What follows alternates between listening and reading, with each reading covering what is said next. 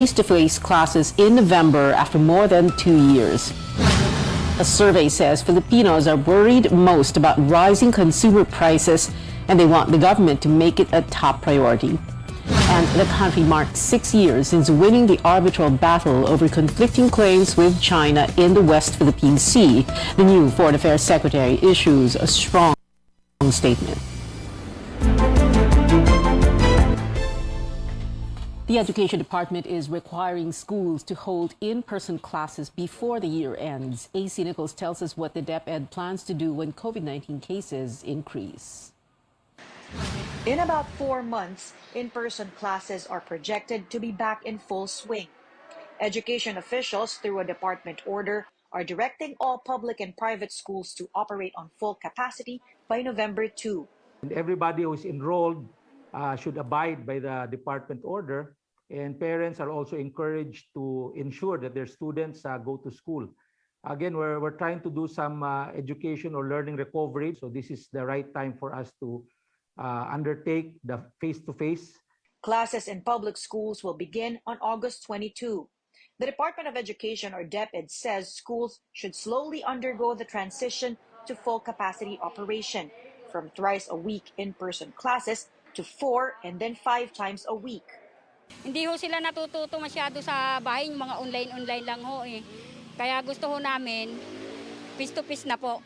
Kasi meron na yung apo ko, may bakuna na eh. Face-to-face daw gusto niya.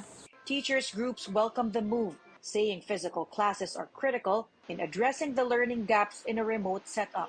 However, they ask for more personnel to ensure quality of education and the safety of students.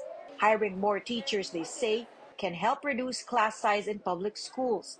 In urban areas, some classes hold up to 100 students. Kailangan po natin matiyak na yung mga bata ay hindi magsiksikan sa school, no? Baka congested yung ating classrooms, no? So tingin namin at least po at 25 no per classroom po, no? So per class, no? At yung teacher po natin talagang madadagdagan yung teaching load niya. Based on the department order, students are not required to get inoculated against COVID-19. Wearing of masks is mandatory, and physical distancing must be observed whenever possible.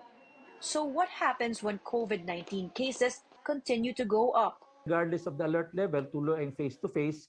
However, DepEd will give in and follow if the IATF, Management of Emerging Infectious Diseases, who decide that a certain local government unit will lock down or would recommend or approve that certain classes in a specific region or local government unit would go back to this distance learning. So tingnan po natin yan on a case-to-case basis. Education Chief Sara Duterte earlier said she will push for full in-person classes to address the negative impacts of the health crisis on Filipino students. AC Nichols, CNN Philippines. But a private schools group wants the DepEd to allow blended learning beyond November. The Coordinating Council for Private Educational Associations, or COCOPEA, says some parents do not want to send their children back to the classroom amid rising COVID-19 cases. DepEd notes it will continue holding dialogues with COCOPEA, but had this to say. The directive and the policy right now is to, again, go back to full face-to-face.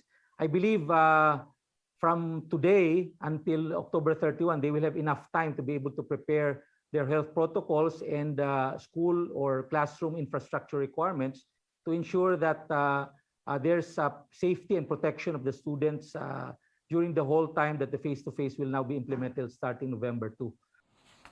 The Health Department sees a possible peak in COVID-19 cases by the end of this month. Health spokesperson Maria Rosario Vergere says the number of daily infections may hit 11,000 because of increased mobility and low booster uptake. Vergere adds there could be more hospitalizations by the end of August or September. Now, this comes after the country recorded nearly 80 new cases of the more transmissible Omicron subvariants in less than a week. From July 7 to 11, the Health Department logged 60 BA.5 cases, 58 in Western Visayas and 1 each in Davao Region and Soxargen.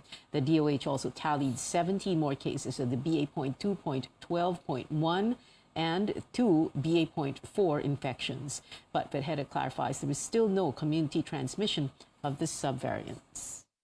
Kailangan kompletohin po namin yung analysis namin. And as we have said, hindi pa ho natin nagagawa yung verification itong mga kasong bagong lumabas para masabi po natin na really wala tayong sources of infection. Base rin po sa pag-aaral at rekomendasyon ng ating eksperto, bagamat naapektuhan ang atin pong immunity, yung primary series naman po kahit papaano may laban pa rin naman sa atin. At saka yung booster na binibigay sa atin, may laban pa rin yung mga current formulation ng bakuna natin. Ibig sabihin, kahit po hindi siya very specific to Omicron, ito po ay nakakapagbigay pa rin ng proteksyon sa ating mga kababayan. Officials are raising the alarm over higher cases of another disease. The health department says 15 out of 17 regions have surpassed the epidemic threshold for dengue. Ilocos has yet to reach the limit, while dengue cases in Caraga were not sustained. Carolyn Bonkin explains how responders on the ground are working to prevent further rise in infections. Priscilla Reyes' family is making time to get rid of stagnant water in their yard. While it's tedious work, she knows this needs to be done. Their yard has many mosquito breeding spots like empty containers that catch rainwater. Her 4-year-old granddaughter is still in the hospital for dengue. Naaalis naman. Yung nagtag-ulan, hindi na namin maasikaso na kasi minsan ang hirap palisin pag umuulan, pagkabasa. Last Sunday, barangay staff also left larvae traps here to help them find dengue-carrying mosquitoes to prevent an outbreak. These are planted 300 meters from a dengue patient's house and other possible mosquito breeding grounds. These are just 2 of the larvae traps placed within the compound where a young patient with dengue fever lives. There are a couple more on the side of the house in dark and damp places where mosquitoes most likely breed. After 5 days, sina-harvest siya kasi doon nag-iitlog na yung lamok. Papatest namin sa health center yon if yung lamok ba yun is positive for dengue or negative siya. Magla-larvicidal spraying kami.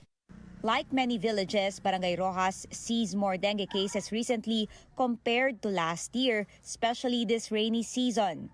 Of 9 cases since January, 3 residents got dengue in June, 1 in July. The barangay chairwoman, who's also a physician, is asking those with dengue symptoms to get checked immediately before their condition worsens, like their 2 residents. While barangay workers do clean up and larvicidal spraying, community's help is needed in getting rid of mosquitoes. Yung water storage ayusin nila, dapat lagi may takip. Takip nga ng tansa na may water, pwedeng mag-itlog ang lamok dyan. Dapat panatilihin nating malinis lagi yung paligid natin. Yung tamang pagsasegregate, pagsasaayos ng mga basura. And those with pets are advised to regularly clean their cages. Yung mga nababasa po na mga kahoy, doon po sumisiksik ang tubig, mga larvae po natin. Mas gusto po nila doon, lalo na hindi sila nade-disturb. Aside from Quezon City, most of the 6,000 cases in Metro Manila as of July 10th are in Caloocan, Taguig, Manila, and Valenzuela. 16 died. In Central Luzon, health workers are mobilizing communities to help search and destroy mosquito breeding sites. Dengue cases there from January 1 to July 2 reach over 11,000, also higher than last year, mostly from Bulacan. In eastern Samar, health workers are fogging or spraying in hotspot areas. As of July 9, they had nearly 2,700 dengue cases. 9 died. Carolyn Bonkin, CNN Philippines. In other news, the Army is planning to move its ammunition depots away from civilian populations after an ammunition dump of the 4th Infantry Division caught fire in Cagayan de Oro City. A series of powerful blasts were felt within a 2-kilometer radius on Tuesday midnight. 3 people sustained minor injuries, while over 50 families were forced to flee to safety. Videos of the incident were uploaded on social media, making Camp Evangelista trend on Twitter. Image yung sa kanilang isipan na inaatake yung mismong headquarters ng 4th Infantry Division, which is never true. Humingi tayo ng paumanhin sa mga residente ng Cagayan de Oro and nearby provinces. A photograph of the aftermath shows the blast was contained in an isolated area. The investigation is still ongoing. A look at the weather now. Metro Manila will continue to have rains this evening, partly because of the low-pressure area near Aurora province. Pag-asa says the LPA was last seen 180 kilometers east of Casiguran town. Cloudy skies with scattered rain showers will also be felt in Western Visayas, Central Luzon, Calabarzon, Mimaropa, Bicol, Isabela, Quirino, and Nueva Vizcaya. The rest of the country will have partly cloudy to cloudy skies with isolated rain showers because of the southwest monsoon or habagat and localized thunderstorms. Coming up on Newsnight, President Marcos names his environment secretary, but Malacanang says it has yet to be finalized. And Japanese mourners pay their last respects to former Prime Minister Shinzo Abe. You're watching CNN Philippines.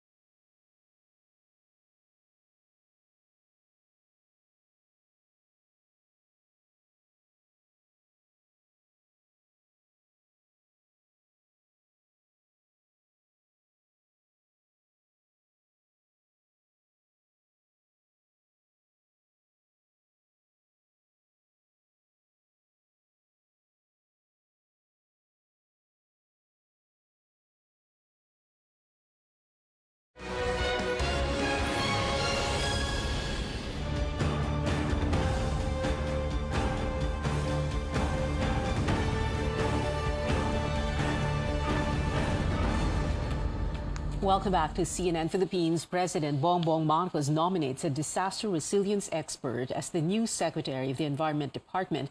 Malacanang says Mr. Marcos is looking to appoint Tony Yulo Loizaga as DNR Chief, subject to the fulfillment of required documents. Yulo Loizaga was chairperson of the International Advisory Board of the Manila Observatory, where she advocated for more scientific research on climate and disaster resilience. She was also technical advisor of the Philippine Disaster Resilience Foundation. Lawyer Rafael Lotilla is not yet the Energy Secretary. That's according to Press Secretary Trixie Cruz Angeles. She explains Lotilla, who is Mr. Marcos's choice to lead the agency, is currently an independent director of Aboitiz Power and Enexor. The law states no officer of any private company shall be eligible as secretary within 2 years from his or her retirement or resignation. Angeles adds it has yet to be determined if Lotilla is an officer of the company. Meanwhile, Solicitor General Menardo Guevara says they will discuss the matter internally and study any legal repercussions of Lotilla's appointment. President Marcos leads his second cabinet meeting virtually as he recovers from COVID-19. Budget officials laid down recommendations to improve the 2023 spending plan amid the crisis. Other topics include transportation programs and the build, and infrastructure projects. Cabinet officials stayed at the presidential guest house in Malacanang for the meeting. More than half of Filipinos want the new Marcos administration to prioritize rising inflation. A survey conducted by Pulse Asia last month shows 57% of Filipinos worry about the increasing prices of basic goods and services. Inflation hits its fastest rate in nearly 4 years in June at 6.1%. Other urgent concerns include wages, poverty, and job creation. Filipinos also want the government to fight corruption and criminality and to provide subsidies for those who lost their livelihood because of the pandemic. Only 7% of Filipinos see the need for the new administration to stop the spread of COVID-19 despite increasing cases. The survey was conducted among 1,200 respondents who were allowed to choose up to 3 concerns.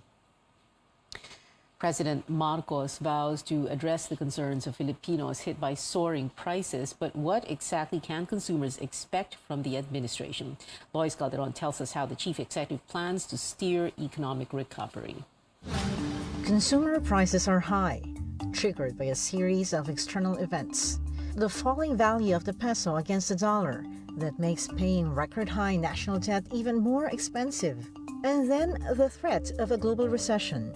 President Bongbong Marcos will hit the ground running in addressing these issues that are now affecting ordinary households.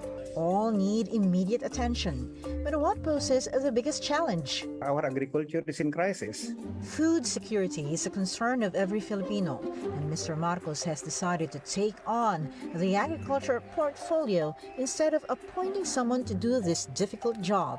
U.S.-based investment advisor Global Source Partners believes that's a bold move, as the president has the political capital to convince Congress, with his allies in the supermajority, to push for agricultural reforms. But by not providing a person he can fire if things go south, his decision could also be his first fumble. Comments from experts have a common theme. Taming food and fuel prices should be the economic team's first order of business. London-based think tank Capital Economics already revised interest rate hike forecasts to bring the Bangko Central's benchmark rate to 3.5% by year-end. That's to control rising consumer prices. It expects inflation to peak soon. As long as the government lets the central bank do its work, then eventually inflation will fall out. But it is a big concern, a big challenge at the moment. The fact that the Marcos economic team has been consistent with its remarks comforts investors. The research unit of global debt watcher Fitch Ratings says Philippine debt might have seen its worst. It's confident the new administration can get the fiscal house in order. If you look at some of the other metrics which you'd use to measure the health of a country's public finances in terms of the share of government spending that is used to pay off debt, interest rates, they're all quite low. And so we're not at the moment concerned about public. Marcos wants to narrow the budget deficit to just 3% by the end of his term in 2028. Focus should be on tax administration first. The way to outgrow this high debt to GDP ratio, although our debt to GDP ratio is fairly manageable, I think globally the debt to GDP ratio is nearing around 300%. Ours is only 60%. But the way to outgrow it is by focusing on economic growth. But what do those pronouncements mean for you and me? The economic team is pulling many levers, while there's monetary tightening on one side, which makes paying car and home loans a real pain. There's expansionary fiscal spending, but targeted at those who are hurting the most from expensive foods and fuel. Marcos, concurrently serving as Agriculture Secretary, sends a strong signal that despite the belt tightening, there will be more funds to address the food crisis. Lois Calderon, CNN, Philippines. The local currency sunk to 56 pesos and 37 centavos today, the weakest since November 2004. The lowest the peso has ever been was in October 2004 at 56 pesos and 44 centavos. Now, as the country marks the 6th anniversary of the historic arbitral ruling on the West Philippine Sea, more Filipinos are optimistic that the Marcos administration will do better in asserting the rights of the country. Several nations also express hope the change of leadership will lead to strategic partnerships based on the rule of law. Tristan Odalo reports. The Philippine government rejects any attempt to undermine the 2016 arbitral ruling, insisting that the findings of the historic decision are final, conclusive, and indisputable. Foreign Affairs Secretary Enrique Manalo says that the arbitral award already refutes claims based on historic rights in the South China Sea. The DFA chief adds that the ruling also upheld the Philippines' sovereign rights and jurisdiction in its exclusive economic zone. The DFA also welcomes the growing number of nations supporting the arbitral award, which is now part of international law. Meantime, longtime military ally the United States says it stands with the Philippines in upholding the arbitral award. The U.S. adds that the ruling is final and binding and that China should respect the international law. The U.S. adds that any attack on Philippine armed forces or public vessels will invoke the Mutual Defense Treaty. We remain optimistic that the best way forward is still diplomacy. Nevertheless, we are prepared to deter or deter aggression. Apart from the US, the United Kingdom, Australia, Japan, and the European Union also expressed support for the Philippines in asserting the arbitral award. The European Union aims to contribute to the stability, security, and prosperity of the Indo-Pacific region, while promoting democracy, the rule of law, human rights, and international law. In a Pulse Asia survey commissioned by the Strat-based ADR Institute last June, majority of Filipinos want the Marcos administration to assert our rights in the West Philippine Sea. Ang nais ng sambayan ng Pilipino ay manindigan ang bagong pamahalaan, panindigan ng ating what we won 6 years ago na may siguro lumalabas may pagkukulang ang previous government. China repeatedly insists that the arbitral award is illegal and therefore null and void, and that the tension in the South China Sea is just a fraction of the overall Philippine-Chinese relations. Tristan Udalo, CNN Philippines. Fishermen are also stepping forward, telling the government to uphold the country's rights in the West Philippine Sea.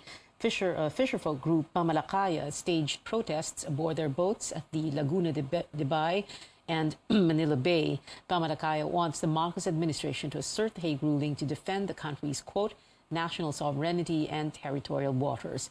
President Marcos has said he would not compromise the country's sovereignty in any way.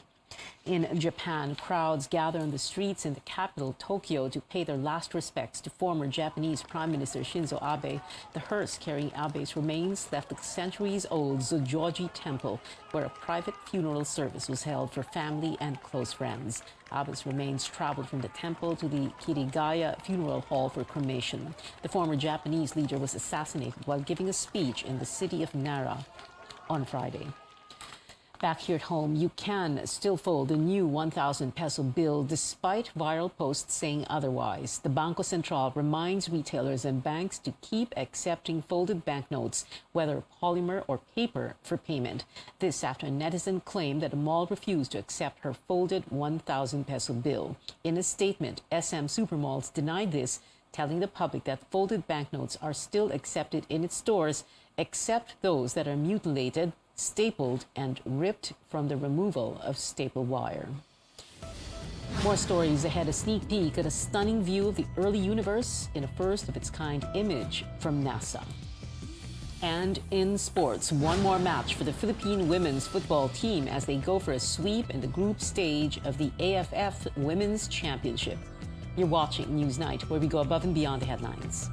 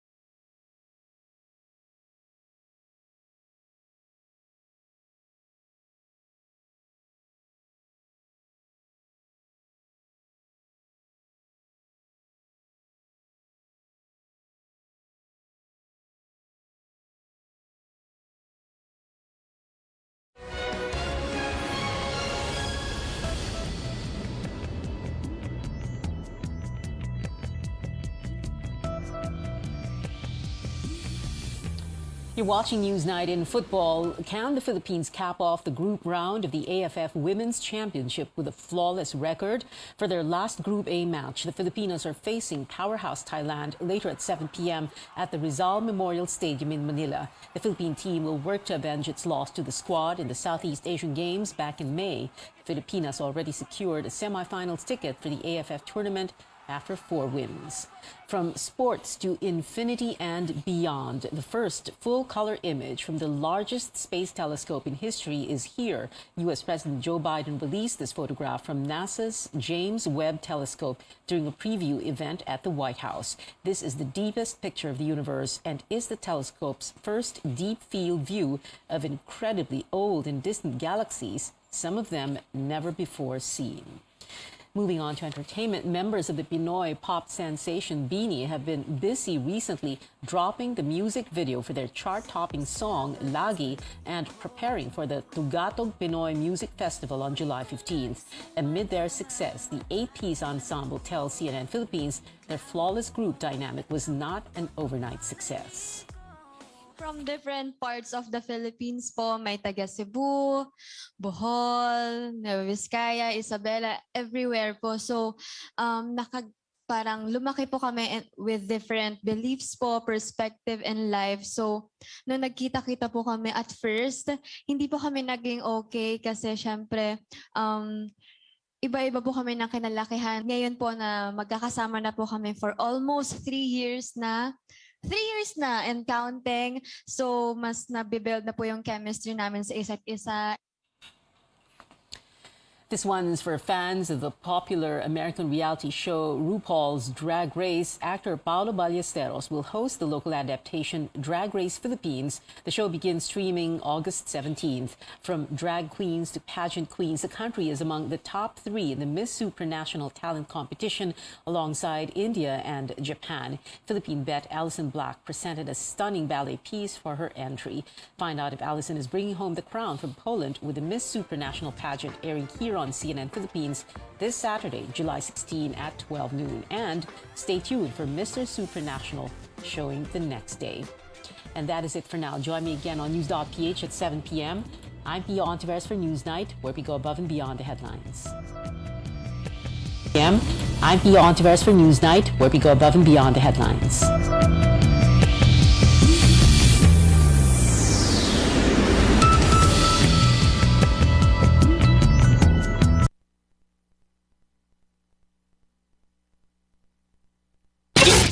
Radio Philippines Network. Radio Philippines Network. DX General Santos. DX General Santos. Una sa balita. Una sa balita. Balita. Musika ug kalingawan. Mas tulong pinalakas. Radyo.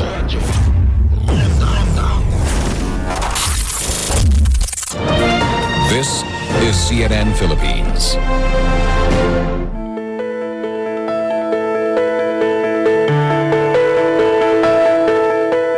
The future of the pandemic is looking a bit clearer. For many, this means it's time to start the family they may have been delaying. In fact, some experts predict a baby boom on the way. But from morning sickness to adopting a nutritious diet, pregnancy can be overwhelming, especially for new moms. So in the program today, we'll walk you through what to expect when you're expecting. I'm Dr. Freddy Gomez and welcome to MedTalk Health Talk on CNN Philippines.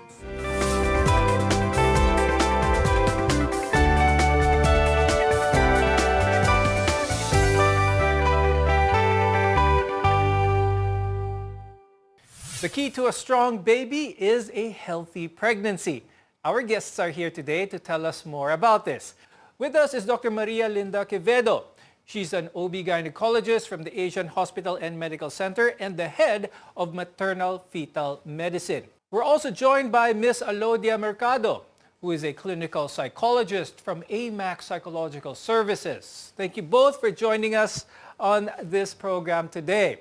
Now, whether you're having your first, second, or even third child, deciding to have a baby is a very big step for any family.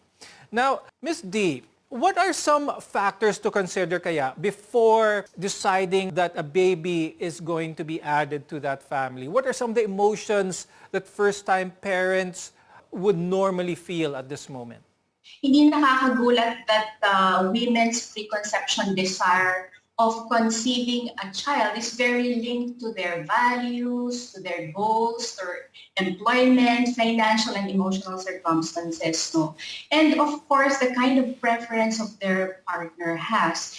All of this have to come on a first issue of pregnancy. It is very important na handa ang isang babae bago siya magbuntis. Is there a point where someone can really say, you know what, ready na ako to have a baby? Sociologically speaking, there is no exact time or date, no, kung kailan tayo talagang sobrang ready when it comes to pregnancy. Napakahalaga na maiposisyon natin yung isang taong magbubuntis doon sa kapasidad niya to develop a fetus inside her womb. Like physically, no, ready ba yung katawan niya? Meron ba siyang condition emotionally that she has to actually deal with before getting pregnant? So let's talk about that naman, the physical readiness ng isang babae to have a baby, because having a baby changes a lot of things, not just for the woman involved, but for the couple. So having a healthy pregnancy begins even before you get pregnant.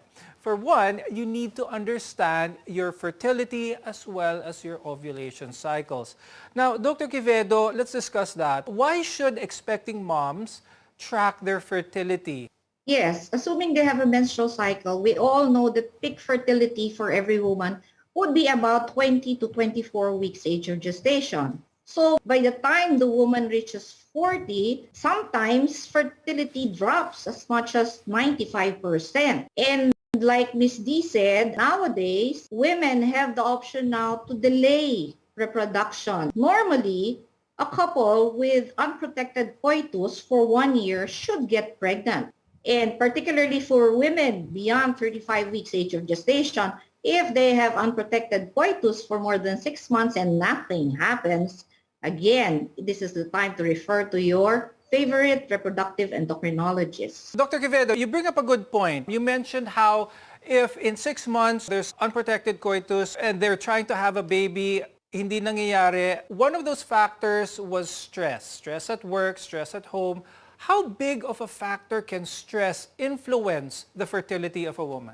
I cannot give you a ballpark figure on this, but definitely it factors in greatly in the ovulatory cycle of a woman. Now, Dr. D, let's talk about stress for that matter. It's really popular, especially here in the culture here in the Philippines, na kapag may bagong kasal, they expect na may baby soon after. Maybe a year, maybe 2 years after kasal, may baby na.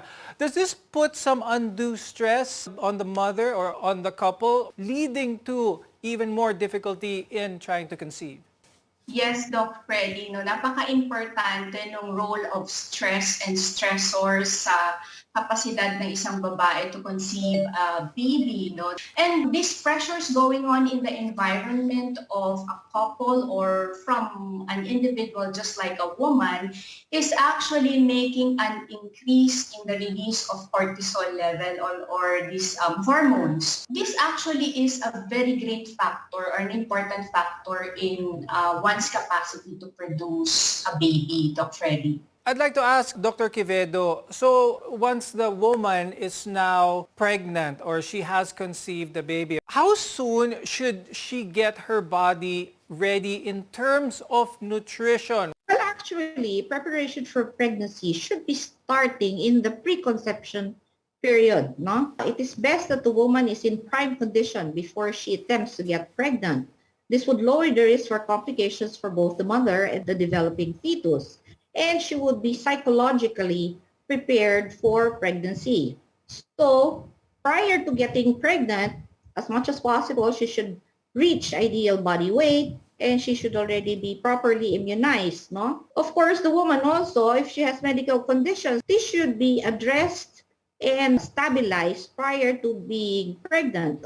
And she should already start with her supplements such as her folic acid which is imperative for the development of normal central nervous system for the developing fetus. That's true, Dr. Quevedo. But despite following all of that and trying their best to be physically prepared, sometimes complications can't be avoided or prevented during pregnancy. When we return, what to do if they arise. We're your partner in healthcare. This is MedTalk Health Talk.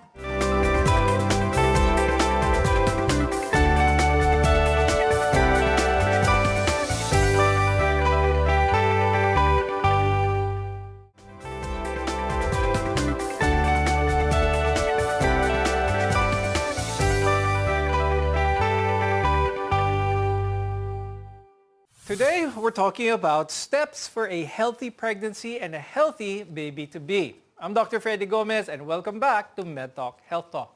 A common condition that affects a lot of pregnant women is morning sickness. Now, this usually occurs within the first few months of pregnancy or may progress further. And although it's called morning sickness, it can happen at any time of the day. Dr. Quevedo, why does this happen? What should a first-time mom expect? Well, you call this hyperemesis gravidarum, no? It may be so bad that the patient may need hospitalization for rehydration. We would advise these women to avoid taking 3 full meals but having small frequent feedings. A follow-up question to that. With many bodily changes, a woman who is preparing for a baby sometimes often reports that their sense of smell heightens. Why does this occur naman?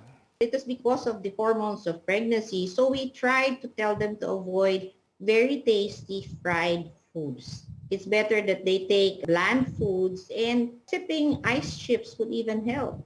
And with that in mind, Ms. D, Dr. Quevedo mentioned that a lot of these changes that a woman carrying a baby may feel for the first time can be overwhelming because of the hormones. Gaano ka-importante that she feels na hindi lang siya yung na-challenge sa ganitong process? The misery that every woman has to go through in morning sickness may cause a lot of mental and psychological conditions. No? Ilan sa mga sintomas ito yung isolation. And because of this, so isolation could be the cause to develop certain serious psychological problems related to depression. Because of this, sometimes they are confused about how their body is actually functioning during the term of pregnancy. And it is quite important that the partner is actually able to suffice the needs emotionally, no? Now, Dr. Quevedo, let's talk about preeclampsia because it's one of the most common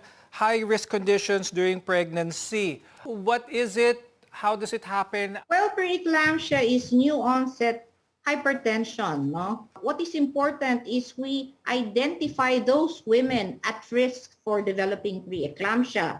These are women who are more than 40 years of age. This is the first-time moms, or they have multiple gestations, or they have pre-existing diabetes mellitus, and so forth and so on. Now, I'd like to talk about, Dr. Quevedo, some of the risk factors that can influence the health of the baby, and that is cigarette smoking and alcohol drinking, for that matter.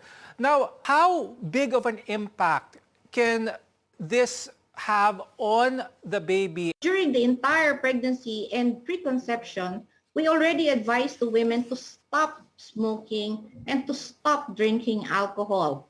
We know that taking of alcohol can give your fetal alcohol syndrome, and this will result to small babies. There may be facial deformities in the developing fetus. For smokers, likewise, you will have small babies. You may have sudden infant death syndrome. There may be fetal digital anomalies. So to avoid all this, you have to advise the women to stop smoking, and even the fathers. Now, Dr. Quevedo, let's go back to preeclampsia because this is the most common complication here in the Philippines when it comes to moms and especially first-time moms. Is there a screening process in order to catch this early? Well, the easiest way is to do the mean arterial pressure, no? We check if it's higher than 90, probably this woman would have preeclampsia. And there are also higher screening serum tests such as placental growth factor. Now, Dr. Quevedo, is preeclampsia a risk greater for the mom or for the fetus? It's about 50-50, no? If the blood pressure is not controlled, she can go into eclampsia and she could even have a cerebrovascular accident, no? Ms. D, Dr. Quevedo brings up a good point that we're talking about all of these risk factors and they are ever present.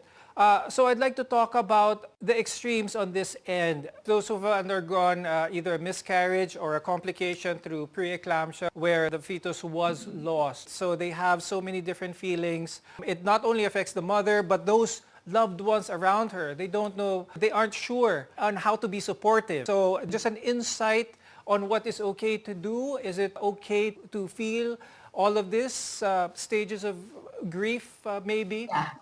Yes, Doc Freddy, when it comes to losing something or someone, no, we have to undergo that stage of grief like what you said a while ago. We cannot expect a woman to automatically accept what actually happened to her. There is a process for it. So the first thing that you have to do, support for this woman, is just to listen. Let this woman express. And it is very important to process these negative thoughts. It starts with acceptance. And the acceptance actually run for around 6 months, Doc Freddy. But if the symptoms are still there, we have to accept the fact that this woman has to be referred to a professional. Now, when we return, additional tips in order to maintain a healthy pregnancy. Your health is our mission here on MedTalk Health Talk. We'll be right back.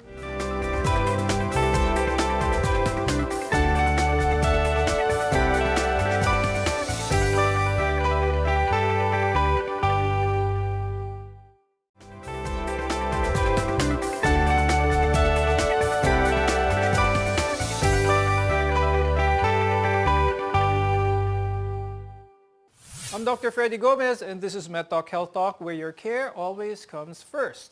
Starting a family is one of life's greatest joys, and a healthy pregnancy means a healthy baby. But with so much information out there, it can be hard to determine the best healthcare practices. Sometimes these moms may get progressively uncomfortable, and that is only but natural. Now let's continue the discussion on how the pregnancy can be both beneficial for the mom as well as for the baby. Dr. Quevedo, we've talked about a lot of good benefits on how the new mom should prepare herself for being pregnant. Now let's talk about some of the things wherein a lot of viewers may be unsure of. One of that is exercise. Is it okay for someone who is pregnant to exercise? And if so, ano yung at one point should they lessen or even stop? Exercise is allowable during pregnancy, particularly low-impact exercises. But there are certain conditions wherein exercise is absolutely contraindicated, such as when a woman has cardiac disease, or if she has uncontrolled preeclampsia, or if she has persistent second and third trimester bleeding. Dr. Quevedo, how about sexual intercourse for those couples? Are there any do's and don'ts in terms of stages in the pregnancy? Sexual intercourse is allowable so long as the woman is not in danger of having preterm delivery, nor is she bleeding. Now, Ms. D, earlier we talked about a lot of the emotional journey that a new mother can undergo. What about the supportive partner in this situation? What kind of acknowledgement should the partner have in this, either be the husband or the life partner? If we're talking about women who are really challenged physically and mentally during pregnancy, I would recommend light stress in their relationship. So if there are serious concerns in the family or in the partnership or in the relationship, they must be able to understand that there is actually a benefit for taking things lightly. But of course, we don't want to be toxic positive here. I would like to account the importance of communication here. It is not about what you say, but it's actually how you say those issues and concerns to the pregnant woman. Now, Dr. Quevedo, while undergoing pregnancy, especially during the advanced weeks, the mother may feel a lot of problems when it comes to joints and pains, especially low back pain for that matter. How can these things be addressed? Well, low back pains, of course, you have the added weight of the gravid uterus during pregnancy. There can be some belly support which are available in the market, and she should be encouraged to rest during daytime. Dr. Quevedo, I ask this because of this follow-up question. When it comes to medications, many other doctors in different specialties are very careful in giving medications, especially to pregnant women. It always has to be cleared with the obstetrician first. So my question for you is, when it comes to pain relievers, should they hold off first and seek advice before they take any pain reliever? Well, low back pains, you have to diagnose first what is the cause, no? She might be having premature contractions, in which case we give some uterine relaxants, and it might be caused by some medical conditions such as urinary tract infection. So we have to clear that up. One more question with regards to that. You mentioned the urinary tract infections. Do urinary tract infections, Dr. Quevedo, increase when a woman is pregnant? We have to address if there is a urinary tract infection present, because this may become an ascending infection intrautero and may adversely affect the developing fetus. So we have to address all infections. Asymptomatic bacteriuria, which is urinary tract infection, which the mom doesn't feel anything at all, has to be checked periodically. And it's pretty common in pregnancy. Unfortunately, that's all the time we have. But before we go, Dr. Quevedo, do you have any additional tips? We have a lot of moms who are still undernourished. So it is imperative that you have your daily recommended allowances for your micronutrients and your macronutrients. And it would be best that if you seek a consultation with your obstetrician gynecologist to ensure a healthy baby and pregnancy. And of course, Ms. D, before we go, any advice from you? To all the pregnant women, seek medical support for access of correct information, extend awareness, be aware of the changes in your body, communicate how you feel with others, understand that experiencing negative emotions is part of the process, reduce unhealthy lifestyle, and of course, enrich your daily life by spicing up your routine, by creating your passion, learning new things, and of course, connecting with people. We hope these tips help new parents and first-time pregnant moms face the changes that will be coming their way. Thank you so much, Dr. Maria Linda Quevedo and Ms. Alodia Mercado, for being with us today. Your tips and insights will definitely help a lot of our viewers in their journey towards a family. I'm Dr. Freddy Gomez, and thank you for watching MedTalk Health Talk. We'll see you again next time.